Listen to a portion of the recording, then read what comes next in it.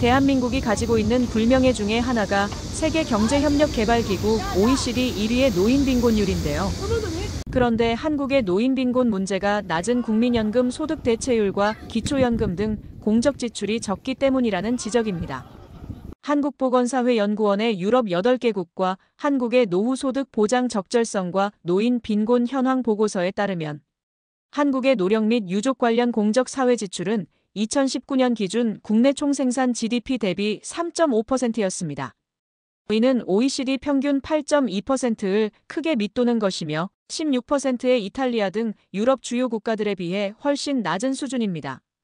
또 총공적 사회 지출에서 노령 및 유족 관련 지출이 차지하는 비율도 28.1%로 비교 대상국들 중 가장 낮았습니다. 뿐만 아니라 유럽 8개국은 노인 가구의 경상소득에서 노령 및 유족 관련 급여가 차지하는 비율이 50에서 80%로 높았습니다. 하지만 한국의 노인 단독 가구와 노인 부부 가구 소득에서 노령 및 유족 관련 급여가 차지하는 비율은 각각 33.8%, 27.7%에 그쳤으며 근로소득과 사적 이전 소득이 각각 53.1%, 66.4%를 차지했습니다. 아울러 유럽 8개국은 사실상 대부분 노인이 노령 및 유족 관련 급여를 하나 이상 수급하고 있었는데요.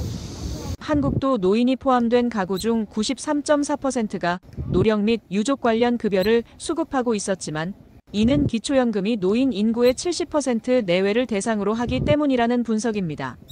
하지만 해당 급여가 총소득에서 차지하는 비율이 10% 이상인 노인의 비율은 72.1%였지만 50% 이상인 노인은 14.9%로 급격히 낮아졌습니다. 이는 수급률은 비교적 높지만 평균 급여 수준이 낮다는 의미입니다. 유럽 8개국의 경우 평균 임금 100%에 해당하는 근로자의 공적 연금순 대체율은 네덜란드 89.2%, 독일 52.9% 등 편차가 크기는 했지만 모든 나라에서 50%를 웃돌았습니다. 이에 비해 한국은 36.4%로 상대적으로 낮은 수준이며 특히 평균 임금 200% 근로자의 순 대체율은 22.5%에 불과했습니다. 이는 노후의 소득 안정성 기능, 다시 말해 근로연령 시기의 생활 수준을 유지하는 정도가 매우 취약하다는 뜻입니다. 이 같은 결과는 높은 노인 빈곤율로 이어졌습니다. 2021년 기준 영국과 독일을 제외한 스웨덴, 핀란드, 네덜란드, 프랑스, 이탈리아, 그리스 등의 중위소득 50% 기준 노인 빈곤율은 한 자릿수였으나 한국은 34.7%였습니다. 중위소득 40% 기준으로는 유럽 8개국의 경우 빈곤율이 5% 내외로 낮은 수준이었지만 한국은 22.3%로 매우 높았습니다. 이는 국민연금의 소득 대체율과 기초연금 수준이 비교 대상국들에 비해 현저히 낮기 때문이는 게 보고서를 작성한 여유진 보건사회연구원 선임연구위원의 분석입니다. 이어 연구위원은 노후소득 보장의 수직적 재분배 기능으로 최저보장 기능을 강화해야 한다며 이를 위해 국민연금과 기초연금, 국민기초생활보장제도의 통합적인 구조개혁 방안을 모색해야 한다고 주장했습니다.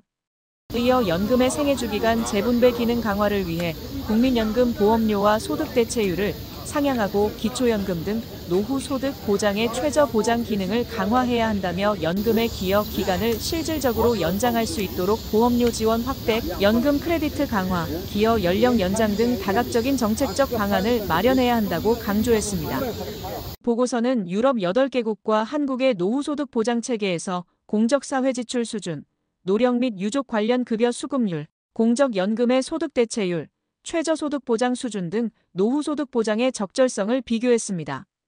지금까지 월화TV였습니다.